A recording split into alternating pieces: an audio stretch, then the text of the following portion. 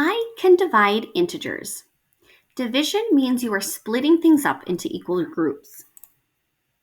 So if we have negative 12 divided by 3, that means we're going to take 12 negatives and divide them up into 3 groups and see how many are in each group. So I've already placed these 12 negatives into the 3 groups. And in each group, there are 1, 2, 3, 4 reds, which is negative 4. Let's change it up a little bit. Let's make this second number negative. So this time we have 12 negatives split into 3 negative groups of how many? So we have our 3 groups. I made them red.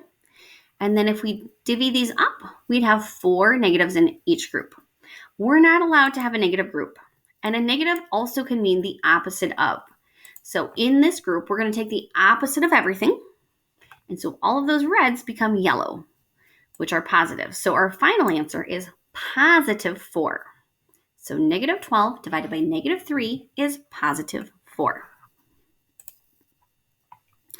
Let's try this one. We have 9 positives divided into 3 negative groups of how many? So we took these 9 positives, split them up into 3 groups. I made them red. And in a single group, we have 3 yellows, which is positive 3. But negative also means the opposite of. We have to make sure we take the opposite of this. So if we take the opposite of this group, those yellows would turn into reds. And so our final answer would then be negative 3.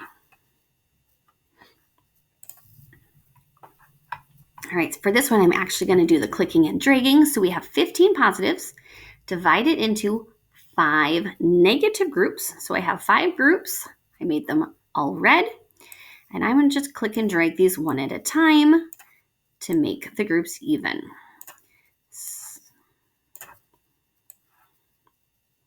All right, so I have 1 in each group. Now I'm going to go ahead and put 2 in each group. And if you're like particular about where things go, these red lines will pop up. But if you don't care, it's okay if they're not lined up. I'll do this row a little bit sloppy just because.